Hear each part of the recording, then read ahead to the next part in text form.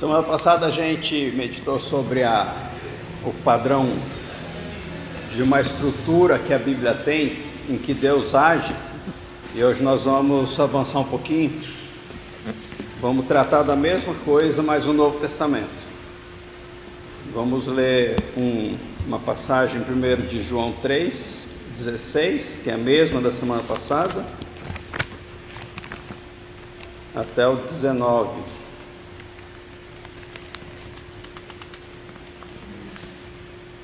Porque Deus amou tanto o mundo que deu seu único filho, o Filho unigênito, para que todo o que nele crê não pereça, mas tenha a vida eterna. Pois Deus enviou o seu Filho ao mundo não para condenar o mundo, mas para que este fosse salvo por meio dele.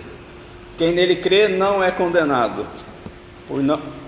mas quem não crê já está condenado, por não crer no nome do Filho unigênito de Deus. Este é o julgamento.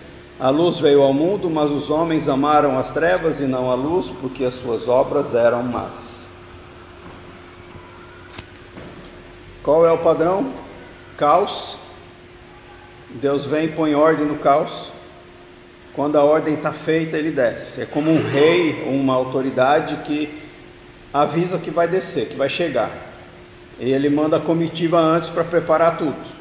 Prepara, deixa limpinho, retinho, seguro, tudo em ordem. E aí vem alguém e anuncia: Deus vai descer, a autoridade vai chegar, todo mundo se prepare. Aí a pessoa chega, Deus desce. Deus desce significa sua glória se manifesta. E com a sua glória, ordens, comandos, mandamentos. E com isso uma responsabilização àqueles que ouvem.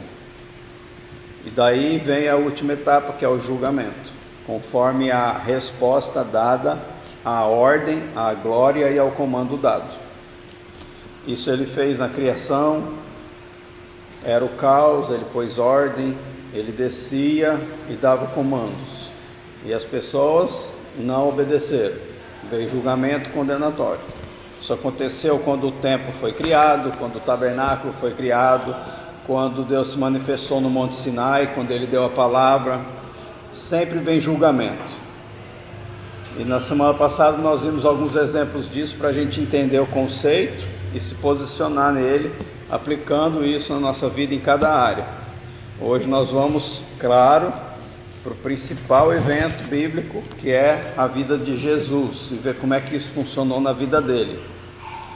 Lembrando que Deus mudou de endereço quando Jesus veio. Ele deixou de habitar em templos feitos por mãos humanas, e agora ele não quer mais ordem material externa, ele quer ordem interna, porque ele vai habitar num templo novo no seu povo. Ele habita agora no lugar secreto, no coração. E esse processo começou 400 anos depois de Malaquias ter sido o último profeta do Antigo Testamento, com o nascimento de João Batista, anunciado pelo anjo com o seguinte propósito em Lucas 1,16: fará retornar muitos dentre o povo de Israel ao Senhor, o seu Deus, e irá adiante do Senhor no espírito e no poder de Elias, para fazer voltar o coração dos pais a seus filhos e os desobedientes à sabedoria dos justos, para deixar um povo preparado para o Senhor. Olha o propósito dele: fará retornar muitos dentre o povo de Israel ao Senhor, a Deus. Vai adiante do Senhor, antes do Senhor, no espírito e no poder de Elias, para fazer o coração dos filhos voltarem aos pais. Isso também tem no sentido da ascendência da fé. Nosso pai Abraão tem o nosso coração e nós precisamos voltar a ele. E dos pais aos filhos, para que haja unidade, um com todos. Os desobedientes à sabedoria dos justos, para deixar um povo preparado para o Senhor. Deus enviou João Batista como precursor de Jesus para preparar o povo para o Senhor. Assim como os artesãos e os artífices foram preparados por Deus para preparar o tabernáculo, construir as coisas do tabernáculo e montar o tabernáculo. Deus preparou eles. Deus também fez isso com João Batista. Ele foi ungido para preparar o templo, não feito por mãos humanas, para que a glória de Deus mudasse de endereço, saindo do templo físico e entrando no templo vivo. Isso foi profetizado em Isaías 43. Uma voz clama: no deserto preparem o caminho para o Senhor, façam no deserto um caminho reto para o nosso Deus. Todos os vales serão levantados, todos os montes e colinas serão aplanados, os terrenos acidentados se tornarão planos, as escarpas serão niveladas, a glória do Senhor será revelada e juntos todos a verão, pois é o Senhor quem fala. Esse terrenos acidentados no hebraico tem um sentido de tortuosos ou enganosos, e diz que serão consertados, retificados. Um detalhe importante é que João Batista não veio para o mundo, ele veio para o povo de Deus, que já tinha uma aliança com Deus. Então esse texto fala do povo de Deus. Eles estavam tortos, enganados, tornaram-se religiosos, achando que estava tudo bem.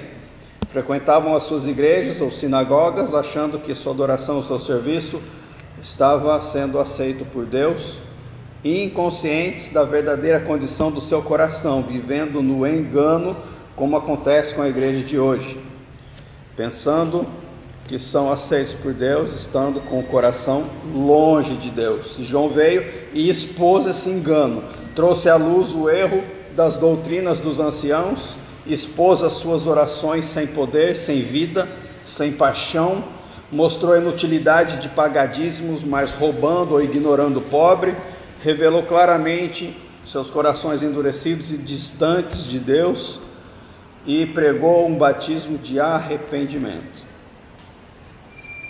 Tenho perguntado, vocês sabem, para todas as pessoas que eu visito, que eu conheço, quem é Jesus para você? Se você morrer agora, você vai para o céu? E tem muita dúvida no meio. Talvez pulou a primeira etapa. A pessoa não sabe porque ela pulou a primeira etapa. A primeira etapa é o ministério de João Batista. O ministério de João Batista faz parte do Novo Testamento. Nós temos que abandonar o antigo na sua prática e entrar na prática do novo, para não vivermos obedecendo a lei com força humana, mas para obedecermos a lei na graça, no Espírito. E João Batista veio para corrigir a primeira coisa que tem que ser corrigida: o fundamento. Ele veio preparar o povo para Jesus, e Jesus veio para construir o seu templo. Então ele veio para preparar o terreno.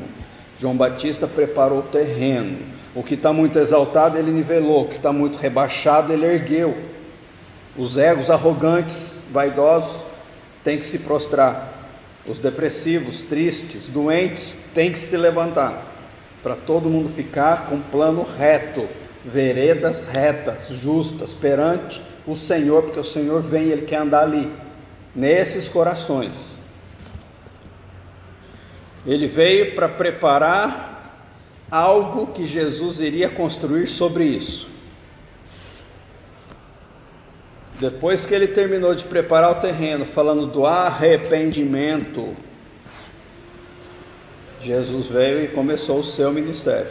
1 Coríntios 3,11 diz que porque ninguém pode colocar outro alicerce, além do que já está posto, que é Jesus Cristo. Preparou o terreno? Qual é o alicerce? A pedra de canto, angular, a pedra fundamental, sobre ela tudo será construído depois. Jesus. O terreno é o coração.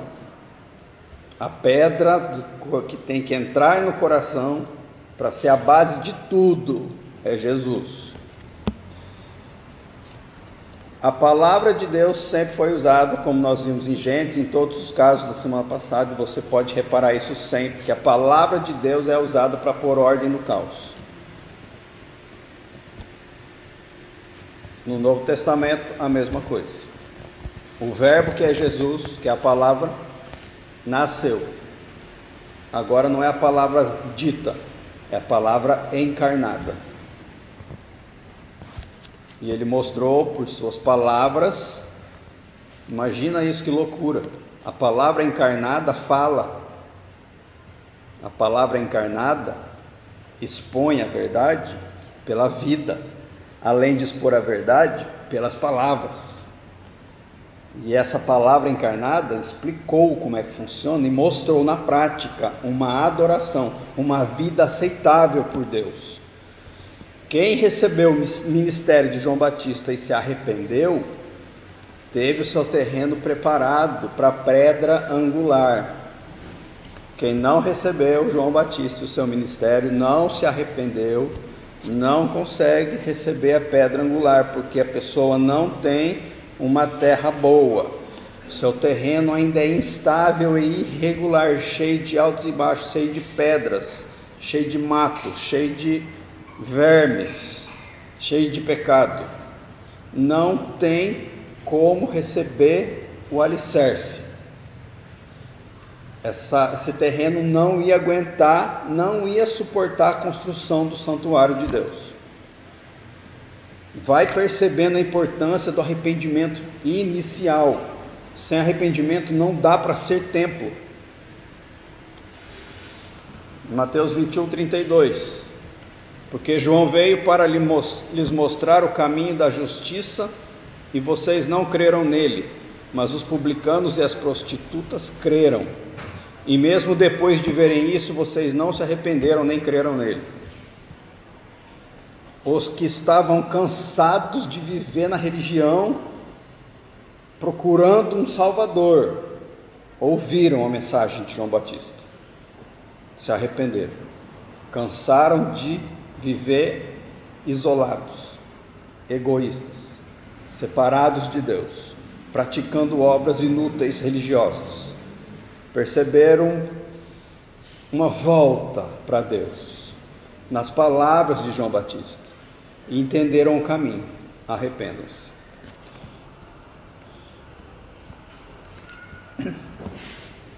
Jesus veio, pegou esses publicanos, pecadores, prostitutas, pobres de espírito, cansados de si mesmos e do mundo, do pecado, ensinou, escancarou a vida, e no fim, depois de ter feito tudo o que o Pai lhe designou para fazer em vida, ele foi completar a obra indo para a cruz, como o cordeiro do sacrifício, para remover definitivamente o pecado, cumprindo o último passo na construção do templo, um novo templo. Qual é o último passo na construção do novo templo?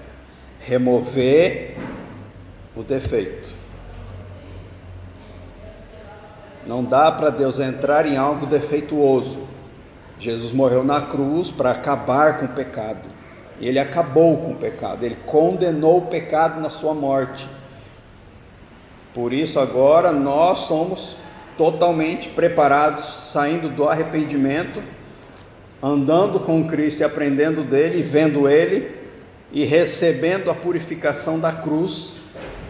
Nós somos preparados desse jeito para ser templo. Nós ainda não somos templo desse jeito, nós somos preparados.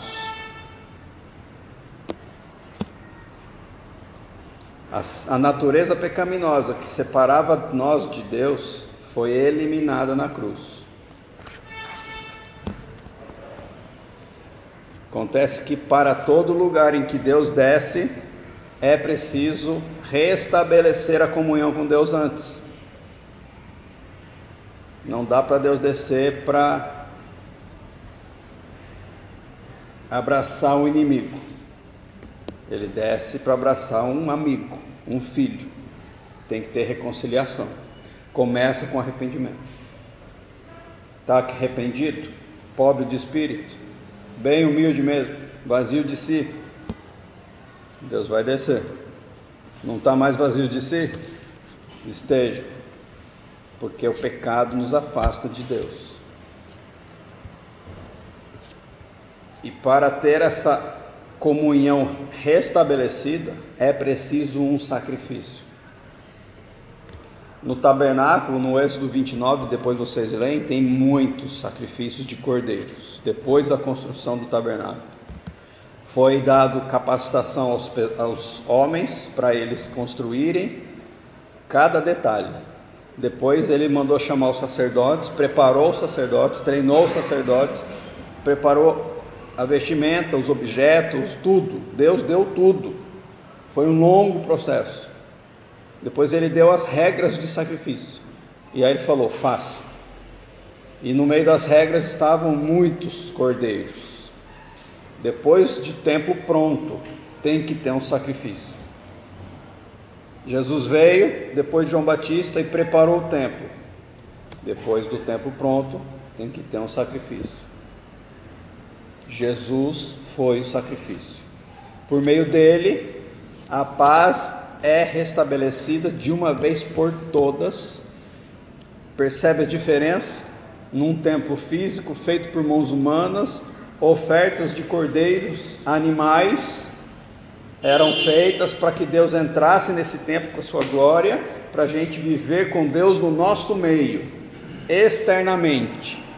Agora, Jesus preparou um novo templo, em que Jesus é o sacrifício, para que Deus não ande mais no nosso meio, mas dentro de nós. Olha a evolução.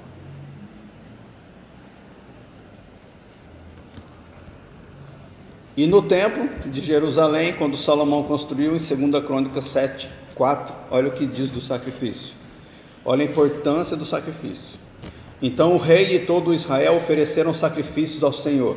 O rei Salomão ofereceu em sacrifício 22.000 bois e 20.000 ovelhas.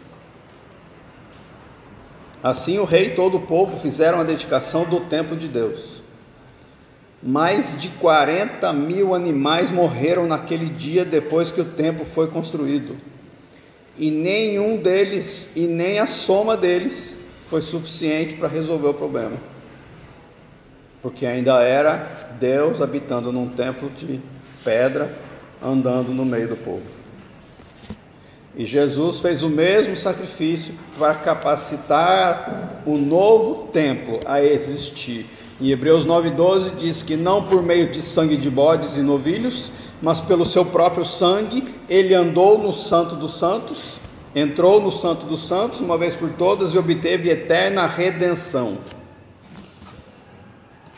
Quando isso aconteceu? Quando eles foi o sacrifício? Diz lá em Lucas 23:44 que já era quase meio-dia, trevas cobriram toda a terra até as 3 horas da tarde, o sol deixara de brilhar, e o véu do santuário rasgou-se ao meio. Jesus bradou em alta voz: Pai, nas tuas mãos entrego o meu espírito. Tendo dito isto, expirou. Nesse momento exato da morte de Jesus, ele virou o véu. O corpo dele é o véu, e o véu antigo foi rasgado. Deus saiu de trás do véu antigo e agora ele vem por meio de Jesus até nós, o novo véu. Nesse momento Deus mudou de endereço. Deus nunca mais vai habitar em templos feitos de pedra, por mais suntuoso que seja. E aí chegou o dia, estando tudo preparado, saímos do caos do pecado. Jesus veio com João Batista, pôs ordem no templo, preparou um povo arrependido, que ouviu e viu Jesus. Terminou tudo isso sendo o sacrifício para acabar com a maldade nossa na nossa natureza, para dar a cereja do bolo no templo, preparando ele perfeitamente para receber agora a glória. No lugar do templo, no lugar do tabernáculo, no lugar do jardim do Éden, agora ele preparou eu e você, a igreja, para receber a mesma glória. Isso aconteceu em Atos 2:1. Chegando o dia de Pentecostes, estavam todos reunidos num só lugar. De repente veio do céu um som, como de um vento muito forte. Encheu toda a casa na qual estavam assentados, e viram o que parecia línguas de fogo que se separaram e pousaram sobre cada um deles. O Espírito Santo é Deus. A glória faz parte de Deus. Quando pensa em glória, pensa em tudo que Deus é, o máximo, o infinito de santidade, de poder, de bondade, de amor, de justiça, de presença, de luz, num nível em que nós, se não estivermos no Espírito, só de chegar perto a gente é destruído. Essa glória foi reduzida a um ponto da gente conseguir ver a face de Deus, a glória olhando para a face de Jesus, que andou no nosso meio em corpo humano, e disse que não era bom que ele ficasse, mas que ele subisse e enviasse o Espírito, para que houvesse um substituto. Então a mesma glória do Pai que desceu no monte, chacoalhou o monte com fumaça, fogo, fornalha, tremores, raios, estava em Jesus de uma forma visível, e a mesma glória está no Espírito Santo, invisível, e é essa pessoa que entra em você. Essa glória habita no seu templo, do mesmo jeito que habitou no monte, que habitou no tabernáculo, que habitou no Éden, que habitou no templo.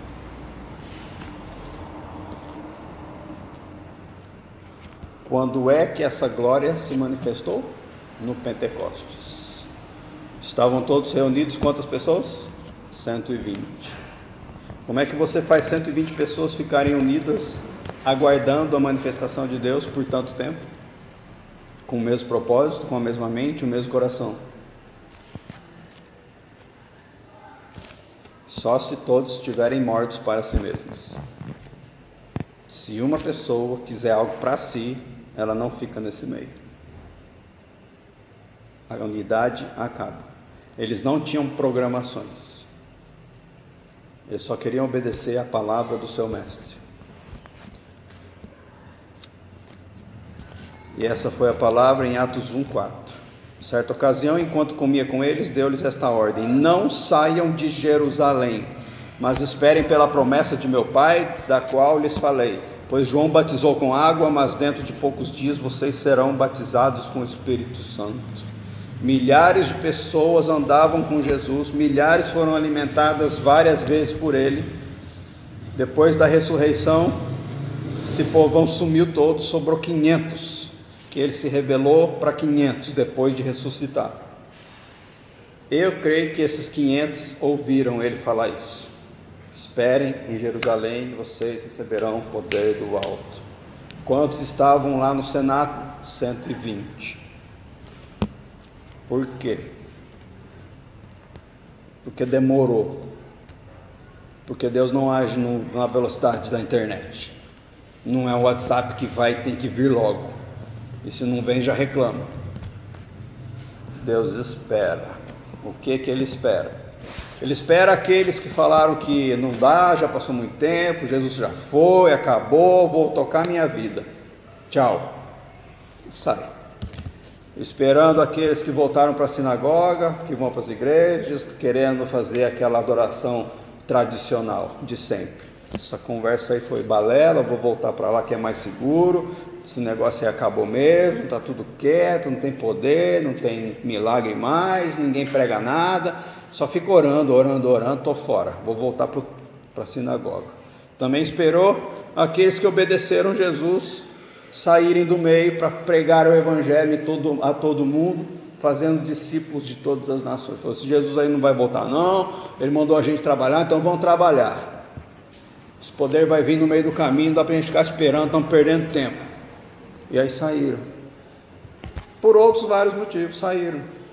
Estava com saudade da mulher, do marido, recebeu a notícia que um filho ficou doente, Estava preocupado com as contas que estavam vencendo. Saíram. Dos 500, sobraram 120. Jesus esperou até o remanescente fiel sobrar. Ele não vai dar nada para quem não é fiel. E ele espera todo mundo sair.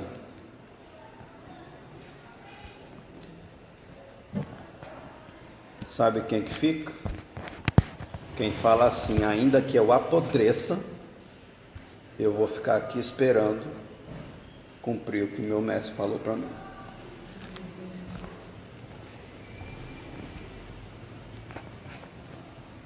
Quem faz esse compromisso é só quem é fiel mesmo.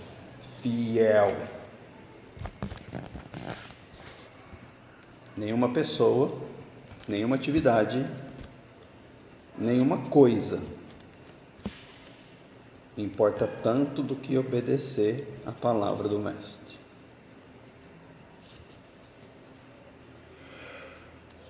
Isaías 66:2, no meio do versículo, fala assim: a este eu estimo, ao humilde e contrito de espírito, que treme diante da minha palavra.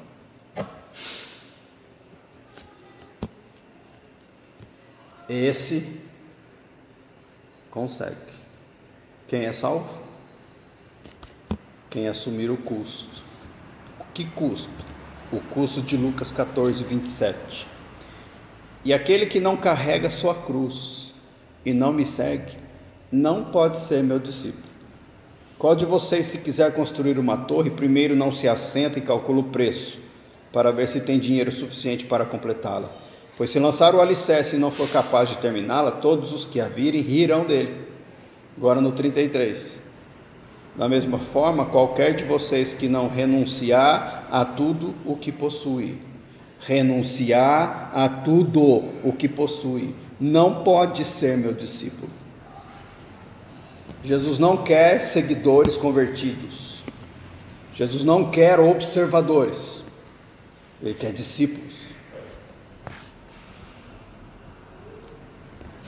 Em Mateus 10:22 ele fala que todos odiarão vocês por minha causa, mas aquele que perseverar até o fim será salvo.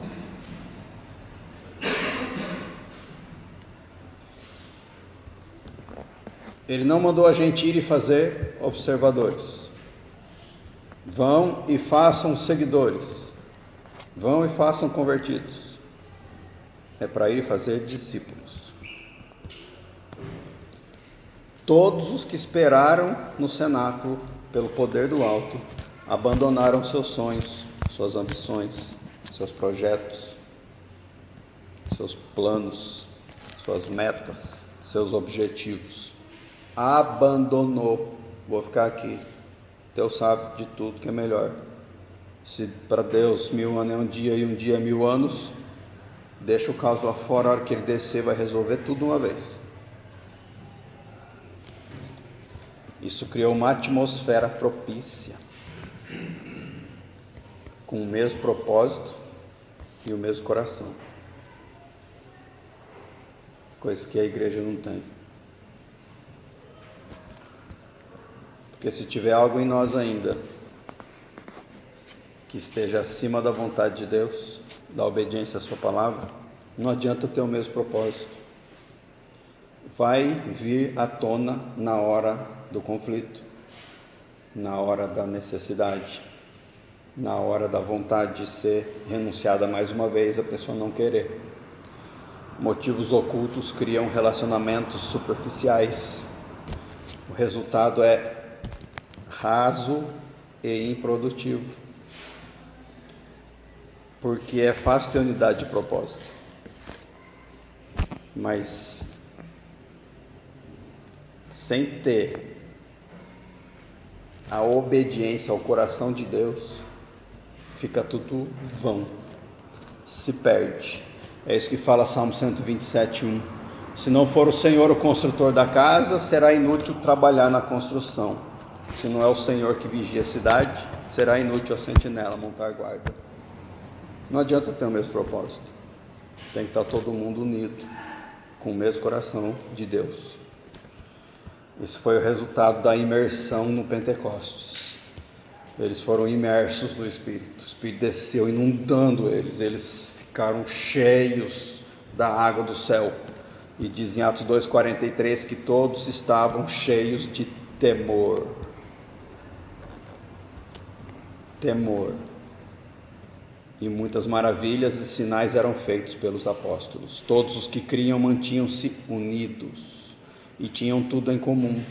Vendendo suas propriedades e bens, distribuíam a cada um conforme a sua necessidade.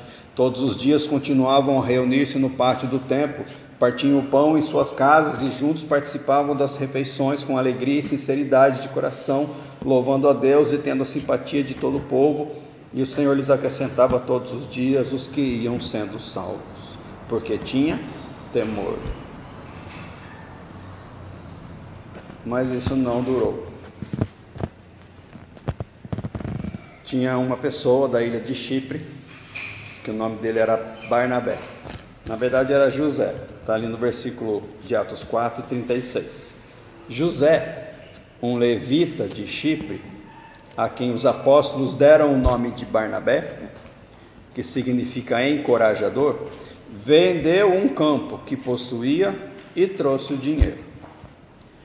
Olha, Barnabé era de Chipre. Sabe o que tem em Chipre? É uma ilha. Tem muitas flores e frutos. É produtora de vinhos e óleos.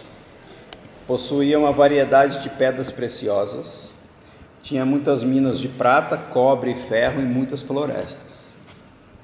E esse cara tinha uma casa, um terreno lá, na ilha de Chipre. Ele pegou esse terreno, vendeu. Podia mudar até o versículo aqui, ó. José, um rico levita de Chipre. Ele pegou tudo que ele vendeu lá e deu dinheiro para a igreja, para cuidar das necessidades. Muito bem. O que isso causou? Causou um problema com Ananias e Safira, porque no próximo versículo, no capítulo 5, diz que Ananias e Safira também foram e venderam um terreno deles. Quem era Ananias e Safira? Provavelmente era alguém que estava na igreja antes. Provavelmente era alguém já conhecido da igreja por ser ofertante, doador de valores bons, generosos. E aí eles foram e falaram: não, esse cara aí está roubando a nossa imagem de ser os maiores doadores, vamos vender também. Então um atrás do outro, sabe? 4 e 5, naquela época não tinha capítulo, era um texto só. Logo depois de Barnabé vender o seu campo e dar o dinheiro, os dois foram lá e venderam também. Qual que é? Não gostou? Parece que a luz passou a brilhar mais no Barnabé e saiu deles. O que eles fizeram? Em Atos 5:2, ele reteve parte do dinheiro para si, sabendo disso também sua mulher, e o restante levou e colocou aos pés dos apóstolos. Então perguntou Pedro: Ananias, como você permitiu que Satanás enchesse o seu coração, a ponto de você mentir ao Espírito Santo e guardar para si uma parte do dinheiro que recebeu pela propriedade? Ela não lhe pertencia?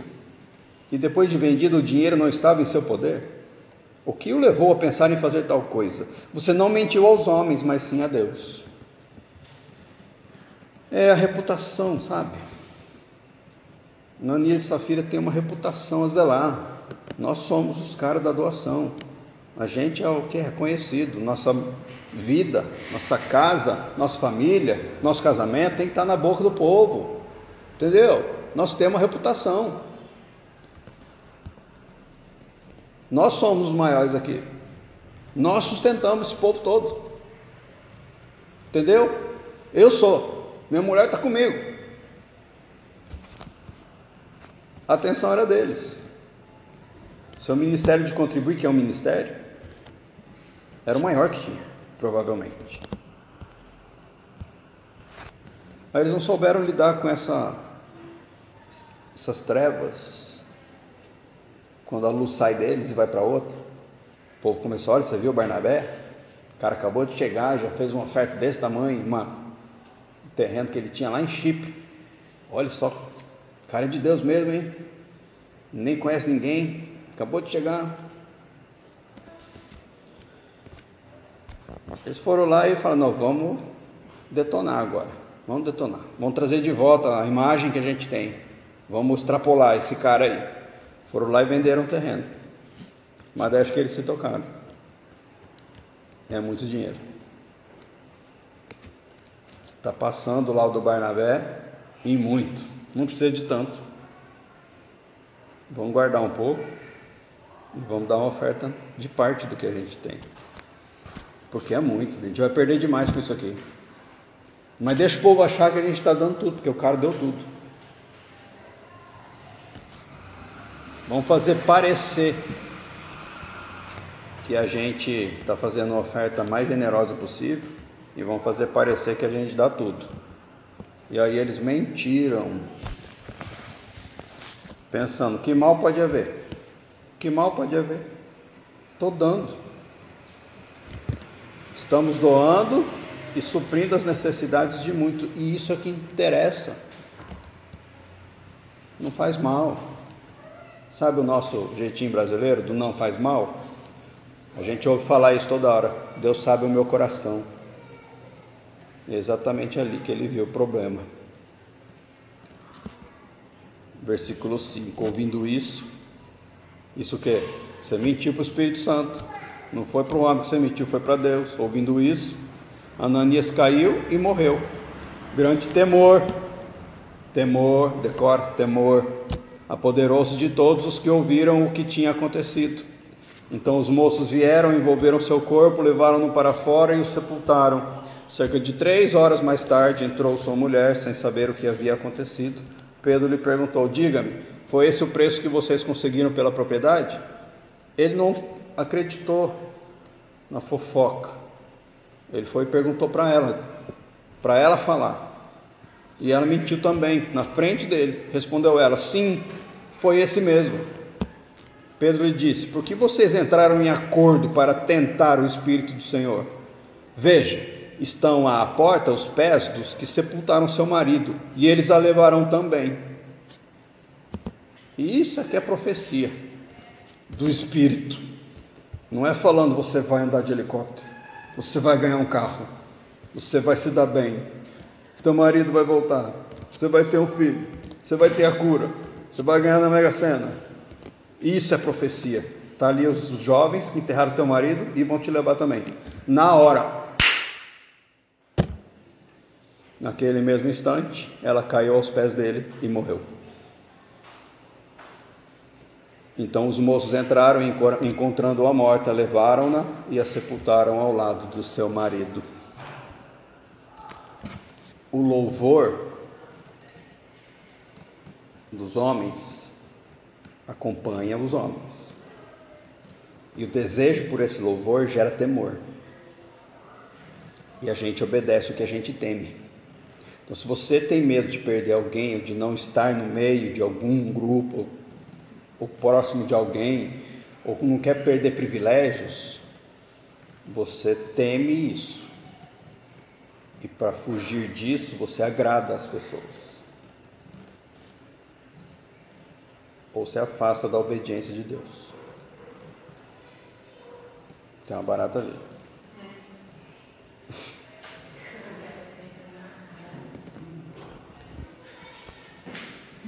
É isso aí, mostra a autoridade.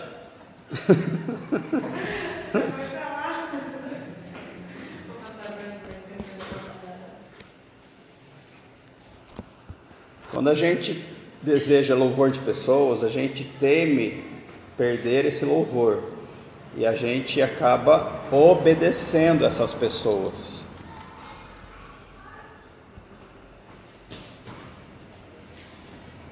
Pode deixar ela não vai fazer nada não.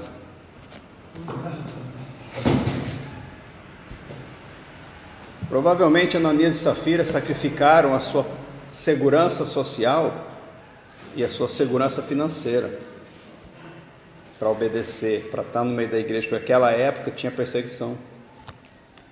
Não é igual hoje que você batiza e está tudo bem, estou numa religião a mais, sou crente. Você não é? Eu sou. Legal, você é crente. Não, naquela época não. Você é crente? Vai para a fogueira.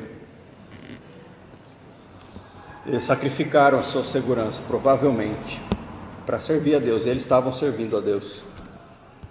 Prova de que o sacrifício não vale nada se não tiver acompanhado de coração que ama e teme a Deus.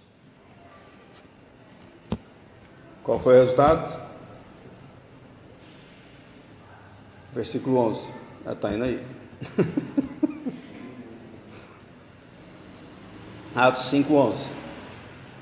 E grande temor apoderou-se de toda a igreja, e não só da igreja, e de todos os que ouviram falar desses acontecimentos. O que foi que aconteceu? Gerou temor.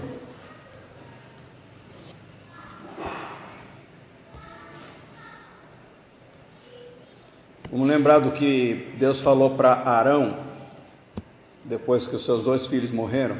Lembra que eles levaram uma oferta impura, profana, e eles foram fulminados quando eles entraram no Santo dos Santos? Lá em Levítico 10:3. Aos que de mim se aproximam, santo me mostrarei, à vista de todo o povo glorificado serei. É o mesmo Deus que dizimou os 2 filhos de Arão, dizimou esse casal. Aos que de mim se aproximam santos me mostrarei, à vista de todo o povo glorificado serei. Deus não muda em santidade, Deus não muda na sua palavra, porque Deus não muda. Talvez Ananias e Safira e talvez nós estejamos muito acostumados com a glória de Deus habitando em nós, no nosso meio. E a gente olha para Jesus e vê um Jesus bom, próximo, mediador, nosso advogado, que nos ama, se entregou por nós, e ele se deixava chegar de qualquer jeito. E a gente esquece quem Deus é. Só que Jesus diz que tem diferença entre ele, o Espírito e o Pai, em Mateus 12:32. Todo aquele que disser uma palavra contra o Filho do Homem será perdoado, mas quem falar contra o Espírito Santo não será perdoado, nem nesta era, nem na era que há de vir.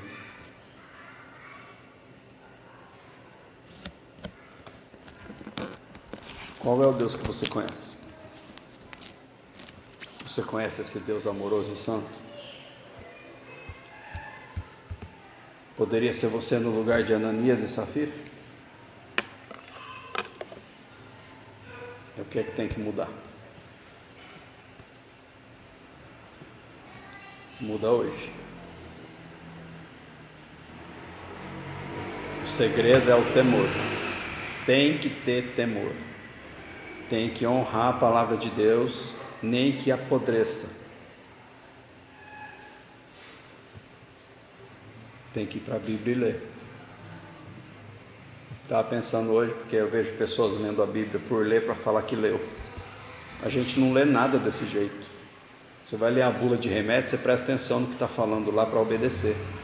Você vai ler o manual de algum aparelho, você presta atenção para não estragar o aparelho.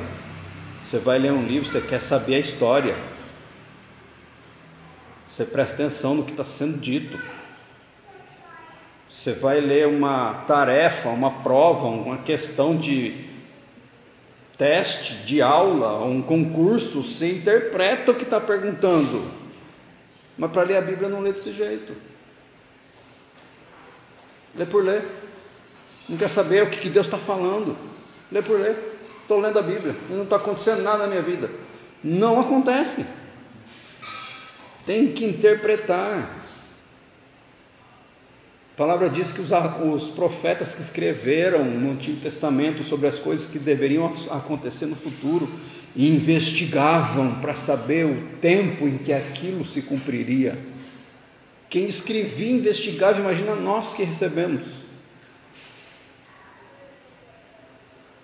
Por isso que a gente se reúne e está sempre meditando na palavra terça, quarta, quinta, domingo, quando a gente se encontra.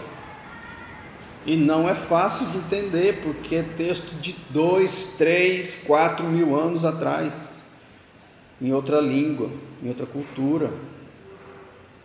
Pessoas muito mais inteligentes do que nós. Então, se você não lê direito, não vai entender. E sem entender, não dá para obedecer. Então, se você tem temor, vai descobrir o que o texto está falando. Estamos aqui para ajudar e a gente aprender junto, porque ninguém sabe a Bíblia inteira. Na verdade, quase ninguém sabe nada. Nós estamos buscando. Vamos orar? Ficar de pé?